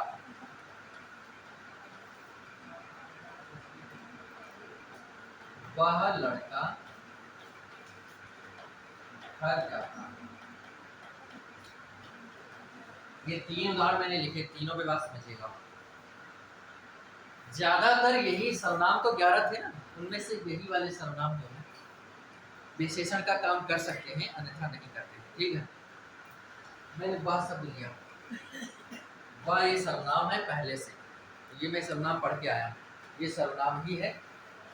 और ये सर्वनाम या तो पुरुषवाचक सर्वनाम होगा या निश्चयवाचक सर्वनाम होगा, निश्चयवाचक सर्वनाम। क्योंकि मैंने दो बातें बताई थी, यदि किसी स्त्री या पुरुष के लिए इसका प्रयोग होगा तो पुरुषवाचक सर्वनाम होगा, और किसी वस्तु के लिए अथवा किसी जीव जंतु प्राणी के लिए प्रयोग होगा तो ये निश्चित सर्वनाम, निश्चयवाचक सर्वनाम। ठीक है, ये मैंने बात बताई थी। जैसे लिखा है कि वह कुर्सी है, तो वह शब्द का प्रयोग कुर्सी के लिए हुआ है, और कुर्सी कोई वस्तु है, तो इसलिए वह जो सर्वनाम होगा, सर्वनाम तो है लेकिन सर्वनाम के प्रकार में कौन सा होगा, निश्चित सर्वनाम होगा। यदि मैं कहूँगा कि वह लड़का है तो इसका मतलब किसी स्त्री पुरुष के लिए हुआ है, तो ये क्या होगा, अन्य पुरुष। बात समझ रहे हैं? वो तो हमने पिछले दिनों बता दिया था। लेकिन यही सर्वनाम यदि किसी कभी विशेषण का काम करने लगे, किसी संज्ञा की विशेषता बताने लगे, तो फिर ये सर्वनाम नहीं रह जाता, विशेषण हो जाता। पहले सर्वनाम था इसलिए इसका नाम जो रखा गया वो रखा गया सार्वनामिक विशेषण। क्या रखा गया, सार्वनामिक विशेषण। ठीक है, तो यहाँ पे देखो क्या कहा गया था, किताब आपकी क्या कहती है कि सर्वनाम के बाद संज्ञा हो तो सर्वनाम विशेषण होगा। सर्वनाम विशेषण, सर्वनाम ये लिखा और ये संज्ञा लिखा, संज्ञा ही तो है। घर क्या है, घर जो है जातवाचक संज्ञा है, संज्ञा चाहे जिस प्रकार की हो, संज्ञा है यहाँ पे। लेकिन यहाँ पे देखिए ये सार्वनामिक विशेषण नहीं है, ये है पुरुषवाचक, क्योंकि ये जाना लगा है और ये जाता कौन है, घर जा रहा है। घर कौन जाता है, आदमी तो पुरुष जाते हैं। तो मैंने कहा था कभी भ्रम हो जाए, हो सकता है कि कोई शेर या वस्तु, कोई हाथी अपने घर जा रहा हो तो पुरुष को मानना है। क्या मानना है, जैसे लिखा है वह पढ़ता है, वह पुस्तक पढ़ता है, जैसे मैं लिखा वह पुस्तक पढ़ता है। ठीक है, तो पढ़ने का काम कौन करेगा, स्त्री पुरुष ही करेगा, तो इसका मतलब वह सब किसी स्त्री पुरुष के लिए है, तो इसका मतलब ये क्या हो जाएगा, पुरुषवाचक सर्वनाम। ये सर्वनाम था और सर्वनाम ही रहा। क्यों, क्योंकि इसके बाद में, सर्वनाम के बाद में संज्ञा आई जरूर है, लेकिन जा कौन रहा है, वह, तो ये हो गया कर्ता। कहाँ जा रहा है, घर, ये हो गया कर्म, ये करता है कर्म है। दोनों अलग अलग संज्ञा है, ये दोनों अलग अलग कारक है। हमने क्या कहा, एक ही दोनों में कारक हो, संज्ञा और सर्वनाम में दोनों में एक ही कारक है। यदि किताब के अनुसार हम देखते हैं कि सर्वनाम के बाद में संज्ञा है तो सर्वनाम को हम सार्वनाम विशेषण मान सकते हैं, तो इस हिसाब से तो सही था, लेकिन नहीं है। नहीं है, तो सर्वनाम था, सर्वनाम ही है, ठीक है, सर्वनाम विशेषण नहीं है। इसमें भी नहीं है, इसमें भी कर्ता ये है, कर्म ये है। इसमें क्या है, वह लड़का है, वह क्या है, कर्ता है, लड़का कर्म है, और इसमें क्या है, अब देखो, लेकिन यहाँ ये तो क्रिया ऐसे होती नहीं, ठीक है। एक बात यहाँ पे देखो, मैंने ये लिखा, यहाँ पे थोड़ा कंफ्यूजन हो सकता है, लेकिन इसको पहले देखेंगे। मैंने कहा क्रिया ये लिखा है, इसमें कोई कारक नहीं, कहाँ जाता है, घर, ये हो गया क्या, कौन जाता है, लड़का जाता है कि वह जाता है कि वह लड़का जाता है, इसका सही उत्तर क्या मिलेगा।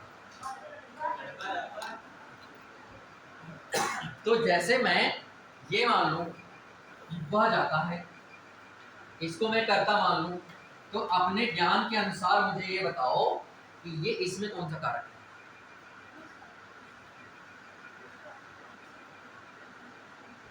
जैसे घर में तो कर्म हो गया ना, कारक तो 8 ही है हिंदी में, तो 8 में से कौन सा कारक हो सकता है। मैंने मान लिया जाता है, तो कौन जाता है, वह जाता है, वह को मैंने मान लिया, ठीक है।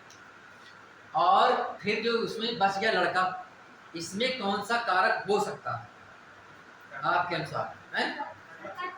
कर्ता को तो हमने ये मान लिया, वह जो है जा कौन रहा है, वह कर्ता कारक है। तो फिर जो लड़का बच गया, ये क्या है, ये भी करता है, ये भी क्या है, यानी कि जा जो रहा है ना, लड़का नहीं ना, वह लड़का, वही वाला लड़का जा रहा है। ये नहीं है कि कोई लड़का जा रहा हो। अब ये वह शब्द जो सर्वनाम है ना, ये विशेषता बात बता रही है, विशेष बात बता रही है, कोई लड़का नहीं, वही वाला लड़का जा रहा है। कौन सा, वह लड़का जा रहा है। मेरी बात समझ पा रहे हो, यह सर्वनाम किसी लड़के की ओर विशेषता प्रकट कर रहा। और सैद्धांतिक रूप से मैंने जो बताया कि दोनों में एक कारक होंगे, तो आप इसीलिए मैंने कहा कि आप अपना दिमाग लगाइए, कौन जा रहा है, तो वह लड़का, पूरा इसका उत्तर होगा ये, ना सिंगल लड़का होगा और ना केवल वह होगा। इसका उत्तर जो कर्ता होगा, वो कर्ता जो होगा वो पूरा होगा। कर्ता क्या होगा, ये पूरा होगा, ये पूरा कर्ता है। यानी कि सर्वनाम में और ये संज्ञा में, इन दोनों में एक ही कारक है, और वो है कर्ता। कोई भी कारक हो, इससे नहीं मतलब है कर्ता हो, कर्म हो, लेकिन दोनों में एक ही कारक है। बात समझ रहे हैं? तो क्या हो जाएगा, तो ये सर्वनामी विशिष्ट हो जाएगा। अब ये सर्वनाम नहीं बचा, अब यहाँ पे क्या है, सर्वनाम नहीं बचा। अब ये क्या हो गया, सर्वनाम पहले था, लेकिन अब ये हो गया विशेषण, और वो सर्वनाम क्या हो गया, सर्वनाम। तो ये बात आपको थोड़ी समझ के रखनी है। क्या समझ के रखनी है, कभी ऐसा यदि आ रहा तभी ये होगा, ठीक है। जैसे मैं लिखूं उस वह लड़का कहाँ जा रहा था, तो वह लड़का कहाँ जा रहा था, मैंने वही सब लिया है। जैसे मैं लिखूं वह लड़का कहाँ जा रहा था, कहाँ जा रहा था ये सब छोड़ो, लेकिन किसकी बात कर रहा हूँ, तो किसकी बात कर रहा हूँ मैं, उस लड़के की बात कर रहा हूँ ना। तो उस लड़के की बात करने के कारण ये दोनों एक साथ होंगे, और दोनों एक साथ एक ही कारक होगा, तब ये सर्वनाम विशेषण होगा। मैं कहना बस इतना चाहता हूँ कि कहीं पर भी आप देख लें कि सर्वनाम के बाद में संज्ञा है, तो वह सर्वनाम विशेषण होगा, ये ऐसी बात नहीं है। आप उन दोनों में ये देखिएगा, क्या ऐसा है कुछ इसमें कि दोनों में एक कारक हो सकते हैं। यदि अलग अलग कारक मिल रहे हैं आपको स्पष्ट रूप से, तो नहीं, तो सर्वनाम था, सर्वनाम ही रहेगा, ठीक है। सर्वनाम विशेषण तभी होगा जब आपको इस प्रकार से कुछ ऐसा शब्द मिले, ठीक है। तो आप समझ लीजिएगा ये जो है, जैसे लिखा, एक उदाहरण आया था कि यह पुस्तक किसकी है, साथ यह पुस्तक किसकी है।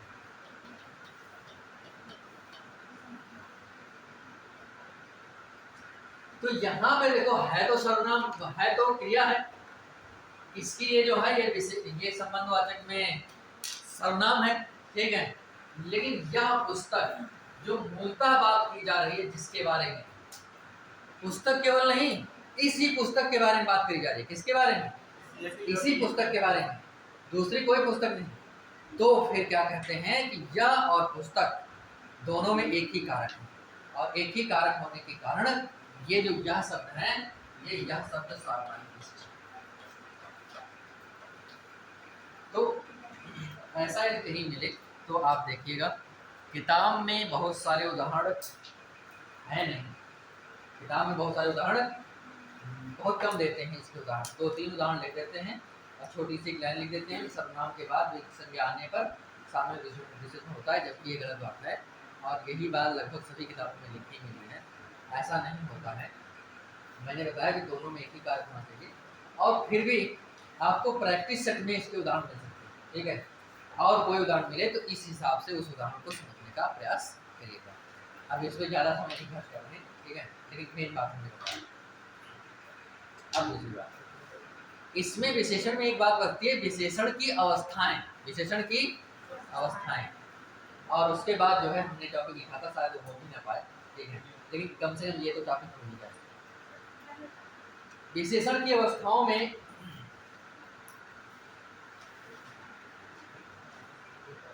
कितनी विशेषण की अवस्थाएं होती हैं? विशेषण की अवस्थाएं कितनी होती हैं मुझे बताइए? 3 अवस्थाएं होती हैं। तो ये लिख लीजिए, भेद कर लीजिए, विशेषण की अवस्थाएं।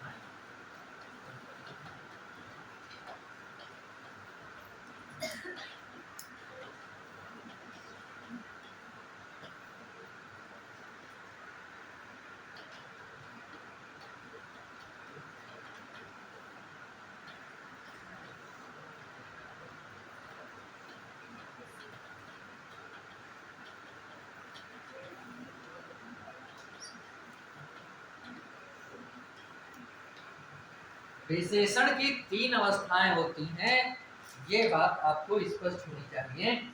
वो विशेषण की जो 3 अवस्थाएं हैं वो कौन कौन सी हैं, हम देख लेते हैं।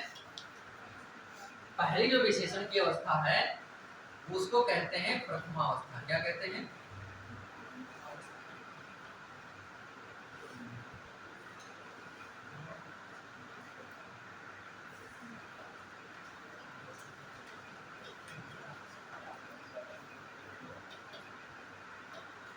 प्रथमावस्था का दूसरा नाम है मूलावस्था। क्या नाम है? मतलब प्रथम अवस्था या मूल अवस्था, बात एक ही है। दूसरी बात यह है कि इसका दूसरा जो अवस्था है वो है उत्तरावस्था। क्या अवस्था है? उत्तरावस्था का दूसरा नाम है मध्यमावस्था। मतलब मध्यमा का मतलब मध्यम ने बीच वाली अवस्था, और उत्तर का मतलब होता है बाद वाली, यानी कि थोड़ा पहले के बाद वाली अवस्था या बीच वाली अवस्था, 2 नाम है इसके। और आखिरी में तीसरी जो अवस्था है वो है उत्तमावस्था, यानी उत्तम माने सर्वश्रेष्ठ, यानी कि सर्वोच्च अवस्था इसका दूसरा नाम।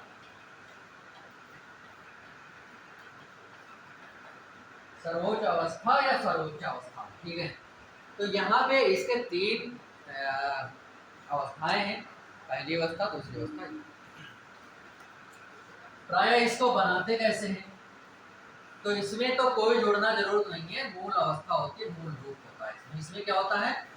इसमें जो विशेषण है वो मूल रूप ही होता है, बस इतना बात, जो मूल शब्द है वही, ठीक। इसमें क्या है, इसमें बाद में, यानी कि जो मूल रूप है, मूल रूप में तर जोड़ते हैं। क्या जोड़ते हैं?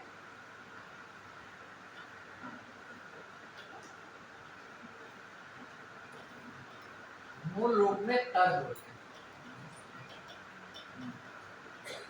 या फिर ऐसा भी कभी कभी होता है, बहुत, कुछ में बहुत या फिर अधिक का प्रयोग करते हैं।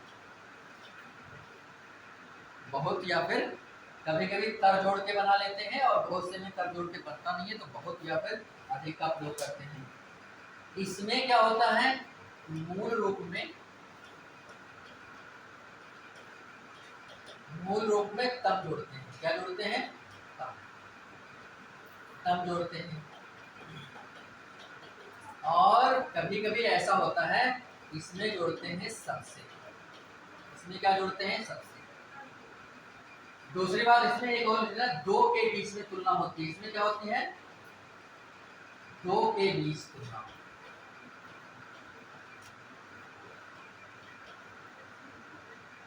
और ये जो अवस्थाएं होती हैं ये प्रायः तुलनात्मक अवस्थाएं ही होती हैं। तुलना जब करते हैं तभी अवस्थाएं होती हैं। और इसमें क्या होता है कि पूरे समूह में तुलना होती है। क्या होती है?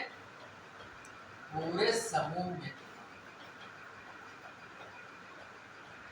इसमें कोई तुलना नहीं, यानी कि पहली जो अवस्था है, पहली अवस्था में कोई तुलना नहीं होती है। दूसरी अवस्था में जो द्वितीय उत्तरावस्था या मध्यमावस्था है, उसमें दो लोगों के बीच में तुलना होती है। लेकिन जो उत्तमावस्था है उसमें पूरे समूह में तुलना। ठीक बात है? उदाहरण देखिए और फिर मैं जैसे लिखा है,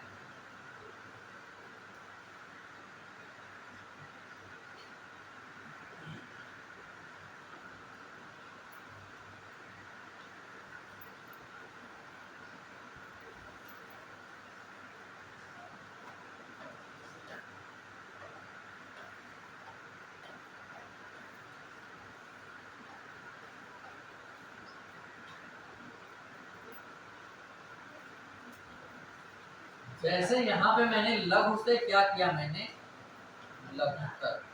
क्या किया मैंने? लघुत्तर। इससे क्या किया?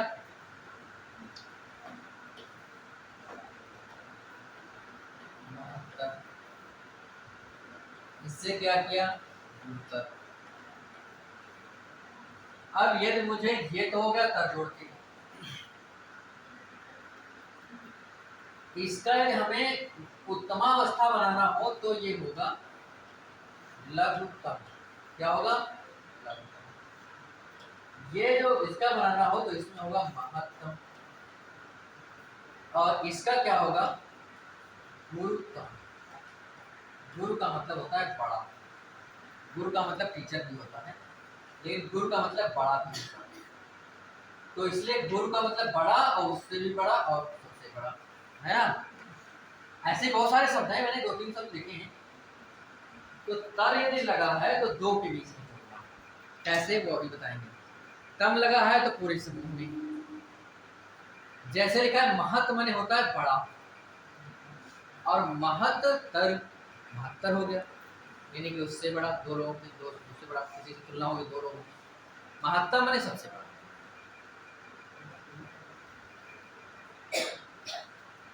जैसे लिखा होता है अल्प, अल्पतर, अल्पतम, है ना? ऐसे ही बहुत सारे कुछ उदाहरण ऐसे होते हैं जिसमें तर या तम नहीं जोड़ सकते, बहुत या अधिक या फिर सबसे जोड़ेंगे। जैसे लिखा है ये शब्द में जो लिख रहा हूं यहाँ पे, जिसमें दोनों बातें होंगी। कैसे? इसमें होगा जैसे लिखा है सुंदरतर, और यह होगा सुंदरतम। क्या होगा? सुंदरतर का मतलब दो लोगों से, किसी दो लोगों में तुलना हुई उससे सुंदर है। ठीक है? सुंदरतर मतलब सबसे सुंदर है। इसमें एक ये भी हो सकता है सुंदर, इसका दूसरा भी रूप बनेगा बहुत सुंदर। क्या होगा? बहुत सुंदर। और तीसरा रूप क्या होगा? सबसे सुंदर। क्या होगा? इसी में सुंदरतम कहो और चाहे कहो सबसे सुंदर, एक ही बात। यानी कि इसके बनेंगे दो रूप। इसके बनेंगे क्या? दो रूप। जैसे मैंने लिखा यहाँ पे बड़ा, अब देखो बड़ा का बड़ातर नहीं बनेगा ना, बड़ातर बनेगा। अब इसलिए क्या होगा? बड़ा का बनेगा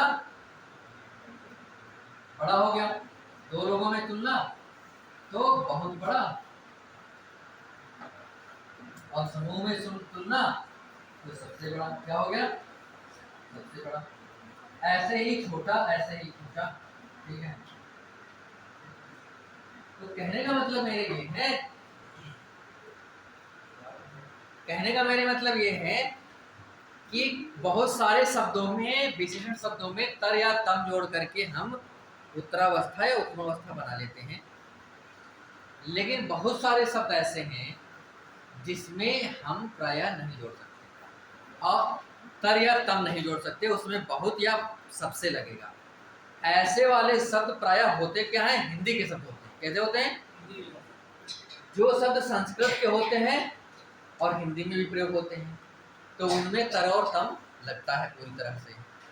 लेकिन जो शब्द संस्कृत में नहीं होते हैं, केवल हिंदी के होते हैं, जो दोनों के हैं, संस्कृत में भी प्रयोग होते हैं और हिंदी में प्रयोग होते हैं, तो उसमें तर तम लगेगा। लेकिन ऐसे शब्द जो हिंदी में ही केवल प्रयोग होते हैं, संस्कृत में प्रयोग नहीं होता है, तो उसमें तर या तम नहीं लग पाता। फिर क्या होता है? बहुत लगाएंगे उत्तरावस्था बनाने के लिए और सबसे लगाएंगे मध्यमावस्था बनाने के लिए। प्रश्न कैसे परीक्षा में पूछेगा आप वो मैं बताता हूँ। बिगाड़ दो इसको। देखो बात लिखा ये है, रमेश सुरेश से सुंदर।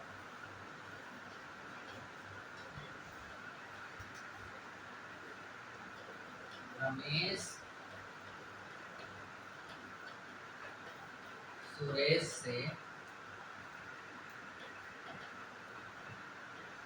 सुंदरतम। रमेश सुरेश से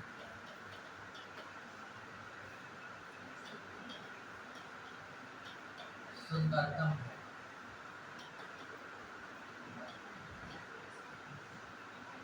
रमेश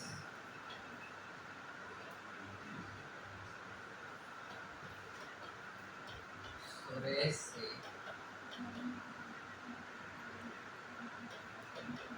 बहुत सुंदर।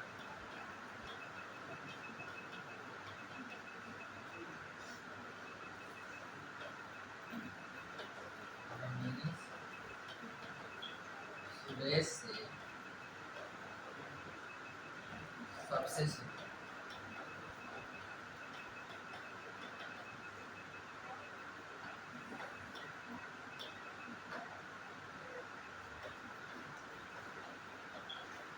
मुझे बताओ इसमें कौन गलत है कौन सही है? गलत बताओ खाली, कौन गलत है बताइए। नीचे के चारों गलत है, इन्होंने कहा है, इन्होंने कहा है नीचे के चारों गलत है। क्या नाम है? रत्नेश। रत्नस, रत्नस से ऐसा है, ऐसा है। रत्नेश में क्या होता है? समुद्र। ठीक। और रत्नेश ने बताया। अब हाँ, कौन कौन? नहीं पूरा बात करो। सुंदरतम दो बातों में कौन सा है? एक ये गलत है, ये गलत है, लास्ट वाला गलत है। और कौन गलत है? एकदम ऊपर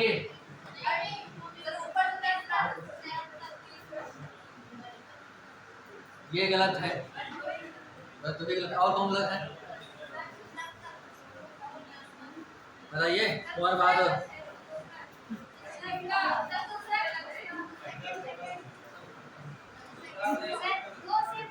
हाँ, इन्होंने कहा है दूसरा सही है और सब गलत है। क्या नाम है आपका? एक मिनट। रवि, रवि सोनी। हाँ नीरज जी बताइए।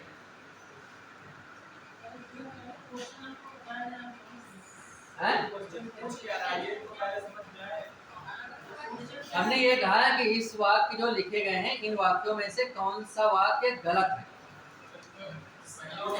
कौन से वाक्य गलत हैं, या ऐसा भी बता सकते हो कि कौन से वाक्य सही है ना? लेकिन गलत ही बताना है पहले नंबर पे। गलत बताइए कौन सा है। हाँ बताइए। पांचवा, अच्छा ठीक, ये गलत है। अच्छा अब सुनिए मेरी बात। जैसे मैंने लिखा सुरेश रमेश से सुंदर है, तो सामान्य रूप से तुलनात्मक अवस्थाओं में तुलनात्मक अवस्था का प्रयोग होना चाहिए। लेकिन कभी कभी ऐसा भी होता है कि सामान्य रूप से दोहे के बीच में तुलना है, तो प्रायः यदि मूलावस्था यानी प्रथमावस्था का भी प्रयोग कर दिया जाए तो भी सही माना जाता है, तो ये सही है। ठीक है। दूसरी बात यह है कि इसका प्रयोग आप भले ही नहीं जानते हो, लेकिन दो लोगों के बीच में जब तुलना की जाती है तो हम उत्तरावस्था का प्रयोग कर सकते हैं, ये भी सही है। दूसरी बात है कि जब दो लोगों की तुलना करते हैं तो उसमें उत्तमावस्था का प्रयोग नहीं हो सकता है, ये गलत है कि नहीं है? ये लिखा है सुंदरतम, और ये बात है पूर्णतः गलत है ना। और गलत ये इसलिए है क्योंकि सुंदरतम जो रूप है, अवस्था है, वो उत्तमावस्था की है, और उत्तमावस्था का प्रयोग पूरे समूह में किया जाता है। पूरे समूह में करने का मतलब ये है कि ये दो लोग लिखे गए, एक रमेश दूसरे सुरेश। ऐसा ना लिख के ये लिखा जाता कि रमेश कक्षा में सुंदरतम है। क्या है? सुंदरतम। तो ये वाक्य एकदम सही होता। अब यहाँ पे ये लिखा रहता कि रमेश कक्षा में सुंदरतर है, तो गलत हो जाता, क्योंकि सुंदरतर दो लोगों में तुलना होती है, यहाँ पूरी कक्षा समूह लिखा है, तो सुंदरतम यहाँ सही है। यहाँ सुंदरतर लिखा होता तो गलत होता। तो यहाँ पे ये हो गया रमेश सुरेश से बहुत सुंदर है, तो इसका मतलब दो लोगों के बीच में तुलना की जाए तो बहुत और अधिक का प्रयोग हम कर सकते हैं। तो बहुत का प्रयोग हम कर सकते हैं यहाँ पे, ये सही है। बहुत सुंदर है यानी कि सुंदर, यहाँ पे इस विशेषण का मैंने कहा था दो लोगों के बीच में तुलना करेंगे तो या तो तर जोड़ के बनाए, अधिक हो सकता है, बहुत नहीं हो सकता। बहुत भी सही है, हो सकता। आपको ऐसा लग रहा हो कि बहुत जो ये शब्द है ये कोई माप तौल की वस्तु है, ये गिनने वाली वस्तु है। नहीं, गलत कैसा? तो रमेश सुरेश से बहुत सुंदर है, अधिक सुंदर है, बहुत सुंदर है, क्यों नहीं हो सकता? अधिक भी प्रयोग हो सकता है और बहुत का भी प्रयोग, मैंने कहा दोनों का प्रयोग हो सकता है।